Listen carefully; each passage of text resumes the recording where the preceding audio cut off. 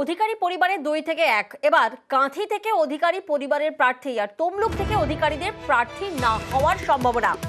তমলুক থেকে বিচারপতি গঙ্গোপাধ্যায়ের লড়াইয়ের জল্পনা আরো জোরালো হচ্ছে। কিছুক্ষণ আগেই আমরা সেই খবর দেখিয়েছিলাম যে বিচারপতি অভিজিৎ গঙ্গোপাধ্যায় তিনি ইস্তফা দিচ্ছেন, আর তারপরেই সেই জল্পনা আরো জোরালো হচ্ছে যে তমলুক থেকে বিচারপতি গঙ্গোপাধ্যায়ের লড়াইয়ের সেই জল্পনা। প্রতিনিধি সুজিত এই মুহূর্তে আমাদের সঙ্গে রয়েছেন। সুজিতের কাছে একবার যাব সরাসরি। সুজিত, আমরা দেখেছি এর আগে বিধানসভা নির্বাচনে গোটা রাজ্য রাজনীতির নজরে ছিল নন্দীগ্রাম, এবং লোকসভা নির্বাচনের মুখেও আমরা দেখছি যে তমলুক নিয়ে জল্পনা কিন্তু আরো বাড়ছে, আরো জোরালো হচ্ছে। কারণ আমরা জানি যে কোথাও না কোথাও প্রশ্ন হচ্ছে যে তমলুক থেকে বিচারপতি গঙ্গোপাধ্যায়ের লড়াইয়ের সেই জল্পনা কি জানা যাচ্ছে? দেখো, যেটা সূত্র মারফত জানা যাচ্ছে যে কাঁথিতে গতকাল সৌমেন্দু অধিকারীর নাম ঘোষণা করেছে বিজেপি তাদের প্রার্থী হিসেবে। তারপর থেকে তমলুক নিয়ে জল্পনা বাড়ছে। প্রথম জল্পনা কি, তাহলে এই আসনে কে দাঁড়াচ্ছে? অধিকারী পরিবারের কোনো সদস্য? সেখানে কিন্তু সূত্র মারফত জানা যাচ্ছে যে এই আসনে না শুভেন্দু অধিকারী না দিব্যেন্দু অধিকারী প্রার্থী হচ্ছেন। আসলে প্রশ্নটা উঠছে কেন না, এই যে আসন তমলুক লোকসভা আসন, সেখানে 2004 সালে শুভেন্দু অধিকারী প্রথম দাঁড়িয়েছিলেন। তারপর থেকে 24 পর্যন্ত হয় শুভেন্দু অধিকারী নয় দিব্যেন্দু অধিকারী দাঁড়িয়েছেন, এবং তার কারণে কিন্তু জল্পনা বাড়ছে। যখন ঠিক হয়ে গেল যে অধিকারী পরিবারের কোনো সদস্য দাঁড়াচ্ছেন না প্রিয়াঙ্কা, তারপর থেকে কিন্তু জল্পনা বাড়ছে এই আসনে কে দাঁড়াবে তা নিয়ে। তেমন এখানে কিন্তু নাম উঠে আসছে অভিজিৎ গঙ্গোপাধ্যায়ের কথা। কারণ আজকে তার যে পদত্যাগের সিদ্ধান্ত কথা যখনই সংবাদ মাধ্যমে সামনে এলো, তারপর থেকে জোরালো হচ্ছে জল্পনা। এবং সেই জল্পনা কেন না, সতীশচন্দ্র সামন্ত সুশীল ধারারা যে আসনে দাঁড়িয়েছিলেন সেই নন্দীগ্রামের জেলা, সেই তমলুক লোকসভা কেন্দ্রে কিন্তু তার প্রার্থী হওয়ার যে একটা বলা সম্ভাবনা, সেটা জোরালো হচ্ছে। এবং কেন জোরালো হচ্ছে, যখন কিনা ঠিক হয়ে গেল যে কাঁথিতে অধিকারী পরিবারের সদস্য একজন সৌমেন্দু অধিকারী প্রার্থী হলেও তমলুকে অধিকারী পরিবারের বাইরের কেউ প্রার্থী হতে যাচ্ছে। সেখানে বাইরের প্রার্থী কে না, বিজেপি দাবি করে আসছিল সবসময় যে চমক থাকছে। চমকটা তাহলে কি এই অভিজিৎ গঙ্গোপাধ্যায়ের কথা বলতে চাইছিলেন বিজেপি সূত্র, সেটাই এখন 2 2 4 করতে চাইছে রাজনৈতিক মহল। জল্পনা কিন্তু জোর হচ্ছে, এবং জল্পনা আলোচনা সবটাই কিন্তু চলছে। বিজেপির হয়ে অধিকারী পরিবার থেকে কে প্রার্থী হচ্ছেন সেই দিকে তো জল্পনা থাকছেই। অন্যদিকে আমরা নজর রাখবো যে কাঁথি থেকে বিজেপির প্রার্থী সৌমেন্দু অধিকারী, ছেলে সৌমেন্দুর হয়ে প্রচারের ঘোষণা শিশির অধিকারীর। বিজেপির সঙ্গে আছি বলছেন শিশির অধিকারী, অমিত শাহের সঙ্গে আছি শিশির অধিকারী, তিনি বলছেন ছেলে সৌমেন্দুর হয়ে প্রচারের ঘোষণা করেছেন শিশির অধিকারী। কাঁথির বিজেপি প্রার্থীর হয়ে প্রচারে আশ্বাস। যোগ্য প্রার্থী হয়েছে, বহুদিন ধরে রাজনীতির সঙ্গে যুক্ত আছে। ও পার্টিটা অনেকদিন ধরে করে, অনেকদিন বুঝে, জেলার সমস্যা জানে, বাংলার সমস্যা জানে। যেতে হবে আমাকে, সব জায়গায় যাবো এবং বলবো যোগ্য প্রার্থী। এবং এত বেশি অত্যাচার করেছে ওর উপরে। কতটা সময় দেবেন বিজেপির হয়ে? আমি এবার 100 টাইম দেবো, আমার কোনো অসুবিধা নেই। ওর আছি তো মোদির সঙ্গে, অমিত শাহের সঙ্গে আছি। অধিকারী পরিবার থেকে প্রার্থী করায় বিজেপিকে পরিবারতন্ত্র নিয়ে খোঁচা কুণাল ঘোষের। বিজেপি নরেন্দ্র মোদীজি পরিবারবাদের করা বলে গেলেন, সেখানে অধিকারী প্রাইভেট লিমিটেডের অন্যতম সদস্য সৌমেন্দু অধিকারী, শিশির অধিকারীর পুত্র, শুভেন্দু অধিকারীর ভাই, তো এটা পরিবারবাদে পড়ছে না? সৌমেন্দু অধিকারী তো পরিবারবাদের ব্র্যান্ড অ্যাম্বাসাডার, তারপরে আর এইসব কথা ওরা কি করে বলতে পারে? পারিবারিক কারণে টিকিট পাননি সৌমেন্দু, নিজের কাজের জন্যই পেয়েছেন পাল্টা তোপ শুভেন্দু অধিকারীর।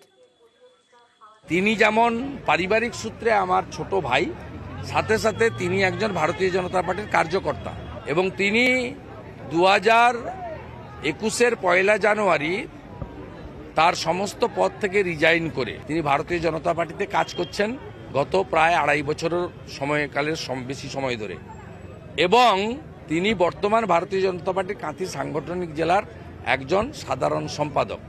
তাই দল মনে করেছে, তাই তাকে দিয়েছে। আমার অনুজ ভ্রাতা হিসেবে তিনি টিকিট পাননি। তাই দয়া করে ছিন্নমূল বা তোলামূল যাদের দেখলেই লোক চোর বলে, দয়া করে কাঁচের ঘরে বসে ঢিলটা ছুড়বেন।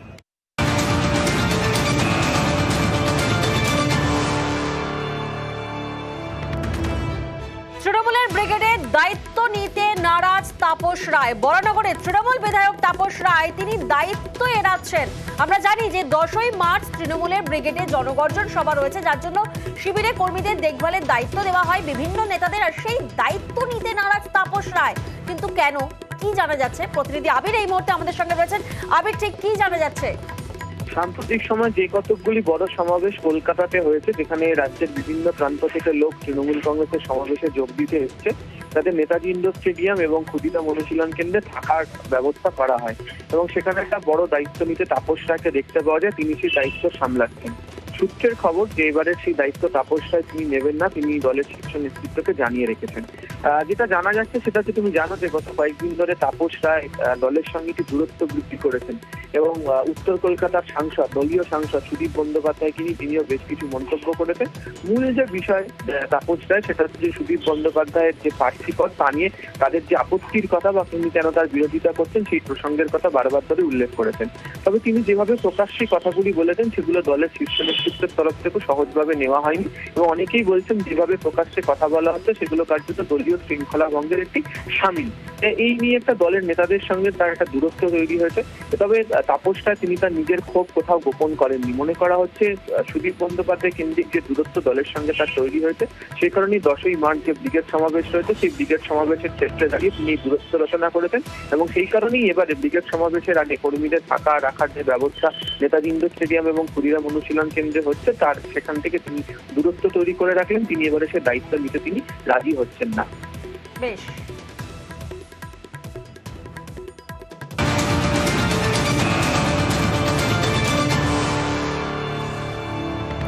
আর এবার যে খবরের দিকে নজর রাখতেই হচ্ছে, শাহজাহান তদন্তে অনীহা ইডির। সিআইডির শাহজাহান তদন্তে অনীহা ইডির। সিআইডির তলবে গেলেন না অভিযোগকারী অফিসার। প্রতিনিধি অমিত এই মুহূর্তে আমাদের সঙ্গে রয়েছেন, সরাসরি একবার অমিতের থেকে জানবো। অমিত, শাহজাহানকে হেফাজতে পেতে চায় ইডি, সে কারণেই কি সিআইডির তদন্তে বাধা?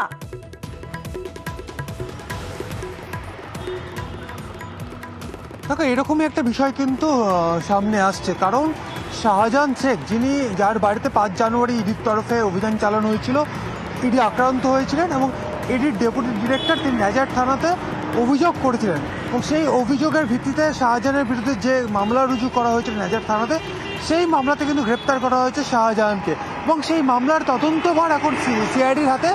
সিআইডির তরফে আজকে ডেপুটি ডিরেক্টরকে ডেকে পাঠানো হয়েছিল, কারণ তিনি অভিযোগকারীর বয়ান রেকর্ডের প্রয়োজন রয়েছে তদন্তের স্বার্থে, কিন্তু তিনি এলেন না। তাহলে কোথাও গিয়ে কি তদন্ত অসহযোগিতা করা? তাহলে কেন অসহযোগিতা করা? তাহলে কোথাও গিয়ে কি ইডি আধিকারিকরা ইডি যেটা চাইছে বারবার, যে বিষয়টি বারবার সামনে আসছে, তারা শাহজাহানকে নিজেদের হেফাজতে নিতে চাইছে। কারণ ইতিমধ্যেই কলকাতা হাইকোর্টে তারা দ্বারস্থ হয়েছেন। কলকাতা হাইকোর্টের কাছে তাদের আবেদন ইতিমধ্যে তারা করেছেন যে তারা শাহজাহান শেখকে তারা নিজেদের হেফাজতে নিতে চায়। সেক্ষেত্রে যদি ইডির ডেপুটি ডিরেক্টর তিনি যদি তদন্তে সহযোগিতা করার জন্য সিআইডিকে যেতেন বা যান, তাহলে কোথাও গিয়ে তার স্টেটমেন্ট রেকর্ড হবে, তাহলে কোথাও গিয়ে তাহলে তদন্তে সহযোগিতা হতে পারে, এই বিষয়গুলো আসতে পারে। সেই জায়গা থেকে কিন্তু ওয়াকিবহাল মহল মনে করছে কোথাও গিয়ে নিজেদের হেফাজতে পেতে গিয়েই বা নিজেদের হেফাজতে পেতে চাইছে ইডি, সেই জায়গা থেকে কিন্তু আজকে তিনি হাজিরা এড়িয়েছেন। যদিও তাকে মঙ্গলবার দিন আবারও তলব করা হয়েছে। শুধু আজকের বিষয়টি নয়, এর আগে নাজার থানার তরফে যখন তার ইডি অফিসে গিয়ে ইডির বসিরহাট পুলিশ জেলার যারা পুলিশ আধিকারিক রয়েছেন তারা স্টেটমেন্ট রেকর্ডের জন্য গিয়েছিলেন, সেই সময় কিন্তু ইডির তরফে কোনো রকম স্টেটমেন্ট দেওয়া হয়েছিল না, এমনটাও কিন্তু পুলিশ সূত্র থেকে দাবি করা হয়েছিল। সেই জায়গা থেকে আগামীকাল সোমবার হাইকোর্টেও মামলা রয়েছে। এখন দেখার হাইকোর্ট কি অর্ডার দিচ্ছে এবং ইডি পরবর্তী পদক্ষেপ কি করতে চাইছে। এবং এটাও দেখার যে মঙ্গলবার ফের যে ইডির অফিসারকে তলব করা হয়েছে তিনি যান কিনা।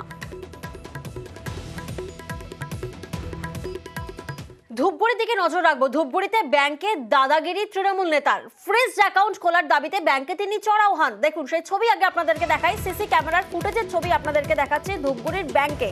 দেখুন সেই ছবি, দাদাগিরি তৃণমূল নেতার। কেন না, ফ্রিজ অ্যাকাউন্ট খোলার দাবিতে তিনি ব্যাংকে চড়াও হন। আর এরপরে ব্যাংক ম্যানেজারকে ডাম্পার দিয়ে পিষে মারার হুমকির পর্যন্ত অভিযোগ সামনে উঠে আসছে। ঋণ শোধ না করায় তৃণমূল নেতার অ্যাকাউন্ট ফ্রিজ করে দেয় ব্যাংক, আর তারপরেই ব্যাংক ম্যানেজারকে পিষে মারার হুমকির অভিযোগ। ধূপগুড়ির ডাউকিমারি বাজারের উত্তরবঙ্গ ক্ষেত্রীয় গ্রামীণ ব্যাংকের ঘটনা এবং সেখানকারই সিসি ক্যামেরার ফুটেজ আপনাদেরকে দেখাচ্ছি।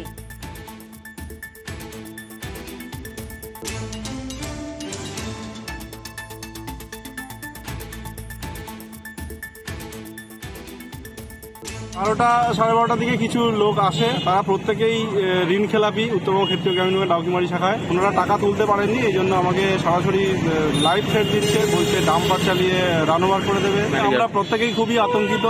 অকথ্য কথা গালিগালাজ দিয়েছে, সেটা বলছে ডাম্পার চালিয়ে রান ওভার করে দেবো। যদি সে এই কথা বলে থাকে, সে অন্যায় করেছে, অবশ্যই আইনত ব্যবস্থা তার বিরুদ্ধে নেওয়া উচিত। দলীয় যদি কোনো কর্মী বা নেতা যদি এর মধ্যে যুক্ত থাকে, দলীয় পর্যায়ে তার বিরুদ্ধে তদন্ত হবে, প্রমাণিত হয় যে অবশ্যই সে দোষী, দল তার বিরুদ্ধে ব্যবস্থা নেবে। আইন বহির্ভূত কোনো কাজ করে থাকে, দল সে তার সঙ্গে থাকবে না। ব্রিটিশ আমলে জরাজীর্ণ সেতু তৈরি হচ্ছে নতুন করে। দেরিতে হলেও সেতুর কাজ শুরু হওয়ায় খুশি জেলার মানুষ। পুরুলিয়া বরাকর রাজ্য সড়কের পুরুলিয়া শহর সংলগ্ন গুরুত্বপূর্ণ সেতুটি দীর্ঘদিন ধরে এই বিপজ্জনক অবস্থায় ছিল। পুরুলিয়া শহরে ঢোকার অন্যতম গুরুত্বপূর্ণ সেতু এটি, আর দীর্ঘ অপেক্ষার পর এই সেতু নির্মাণে কাজ শুরু হয়েছে।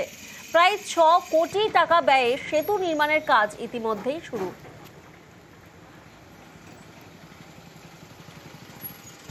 গাড়ি যাতায়াত করতে অসুবিধা হতো, দুটো গাড়ি একসাথে পার হতো না, তাতে অনেক জ্যাম হতো প্রচুর।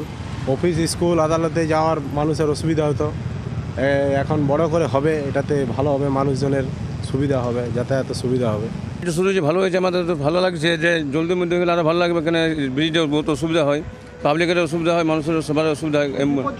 হ্যাঁ, বহুত বিপজ্জনক ছিল। তারপর ধরেন গাড়ি যাওয়া আসা অসুবিধা হয়, জাম লেগে যায়। পুরুলিয়া বরাকর রোডের যে সেতুটি, সেই সেতুটি সত্যিই ব্রিটিশ আমলের। আমি যতদিন দেখতে পাচ্ছি বা এর আগেও যে ওখানে কোনো কাজও হয়নি, তো আমরা ওই সেতুটা করা হচ্ছে। প্রায় 40 কিলোমিটার রাস্তা, 88 কোটি টাকা ব্যয়ে। এবং ওই সেতুটাও নয়, ওই রাস্তাতে যতগুলো কালভার্ট বা সেতু আছে সবগুলোই করা হচ্ছে, এবং মানুষের অনেক দিনের সেটা দাবি ছিল। দীর্ঘদিনের দাবি ছিল পাকা সেতু নির্মাণের। অবশেষে গ্রামবাসীদের দাবি মেনে বাঁকুড়া ছাতনা ধবন গ্রাম পঞ্চায়েতের পাকা সেতুর ভিত্তিপ্রস্তর স্থাপন হলো। 1 কোটি 61 লক্ষ টাকা বরাদ্দের এই পাকা সেতুর ভিত্তিপ্রস্তর স্থাপন হয় এবং সেতুর কাজ শুরু হওয়ায় খুশি গ্রামবাসীরা।